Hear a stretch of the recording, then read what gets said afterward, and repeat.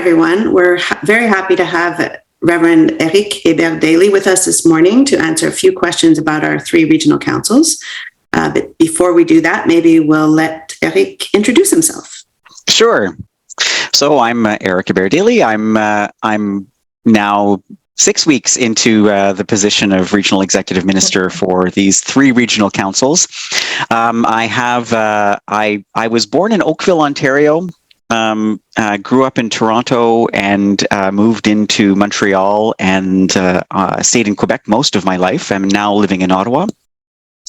I grew up in an Acadian family, so even though I was born in Oakville, the family spoke to me in French the whole time, and I had to learn English in order to go to school, which I did, of course, Roman Catholic school, because that was the family tradition.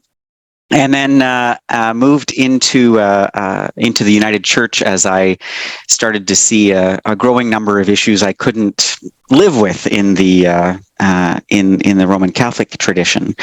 And of course, my parents, being children of the Quiet Revolution, were very anti-church, and in fact were very angry with me for wanting to go to church on a regular basis. And so it was a bit of a tension in our household.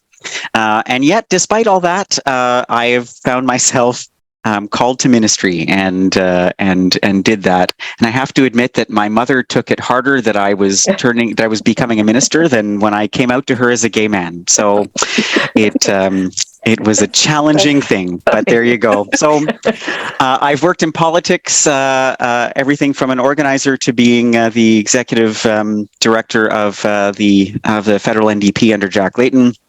I've led an organization that's a conservation organization called the Canadian Parks and Wilderness Society. And I was head of French ministries just before I took on this role. So that's a little bit about who I am. Thanks so much, Éric.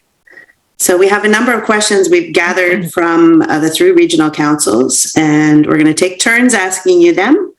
And we're going to do a separate video with some of the questions in French, and you can answer in French, but we'll do this one all in English. So the first question we received is, a number of years ago, we moved from presbyteries to regional councils. How has this change benefited the United Church of Canada? Well, I think one of the challenges we have is that the change happened a few months before a massive pandemic, which didn't exactly help the process of getting to a place where we could know whether what kinds of implications that could have had. And I think as we're starting to move back into a more an always changed but post-pandemic era, I think we can have a better sense of whether or not that structure is working for us. But the church also has a system that is going to evaluate that in the coming years. And so I think we should wait and see how that plays out. But ultimately, I don't think structure is the most important piece of the puzzle. I think it's really about what we do and how we do it and how we work together and how we build connections with each other.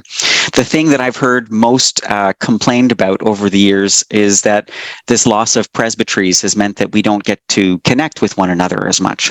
And so we need to find our new ways to do that and to not lose sight of the value of those connections. That was very, very difficult to do, obviously, during the pandemic. And so this is a key moment, I think, for us to be able to do that.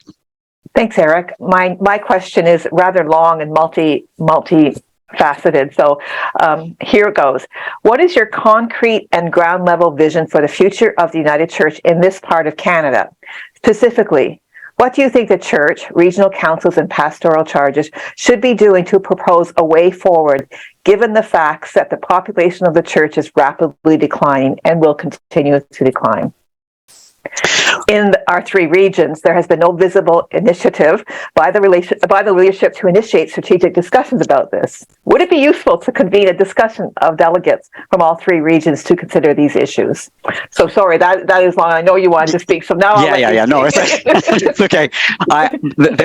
There's a lot to this question, and I would say that this is the key reason why I am most enthusiastic about playing this role at this time. The National Church has embarked upon a strategic planning process, which is intended for the General Counsel office and was not intended necessarily to be an imposed process by which regional councils had to follow.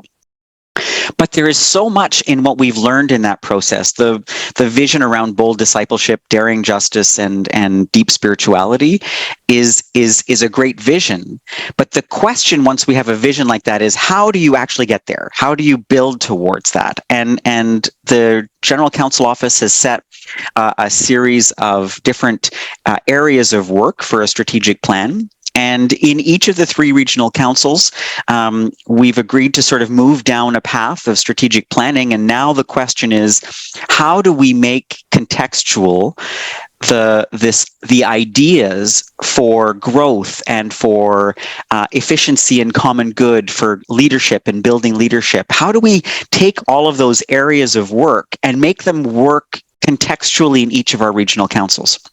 So I agree, you don't ignore the challenges that are being faced by the church right now. You don't just say, oh, we're going to turn a blind eye and we're going to be Pollyanna-ish and say, no, everything's fine, because that's not helpful either. But we do need to be very specific about the actions we take. And I think a strategic planning process allows us to set some objectives, to decide what those activities are to get to those objectives, and then to measure those objectives on a regular basis so that they're measurable. And I think that we're largely moving down that path in each of the different regional councils. Even in the first month and a half, I've seen an appetite and a desire for that. And I'm really excited about seeing where that goes.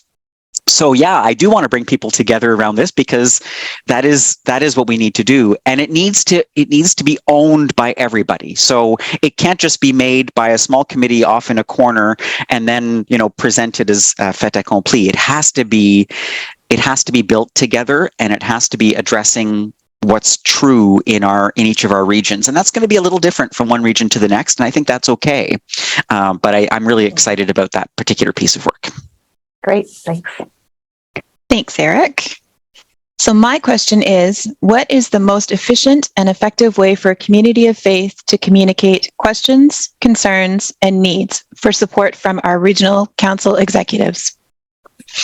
Well, I think it's important to remember that there are small staff teams in each of the different regions, and each of those folks do have responsibilities that make sense for them to be a kind of an initial talking point. So in some cases, if it's an issue around pastoral relations, obviously there's a pastoral relations minister. If there's something that you're wondering about in terms of communication, or you're looking for a directory, or there are communication staff who I'm gathered with here, and there are folks in regions who are there to support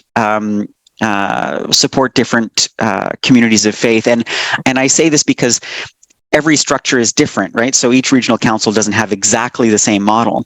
But if you're wondering, you can ask me, or you can ask a staff member, or you can ask the chair or the speaker of the assembly, depending on the region that you're in. And I think that those folks will know how to be of assistance, and those folks are very clearly listed on the website. And again, if you're not sure, you can always just check in with me, and I will direct you to the right person. Thank you.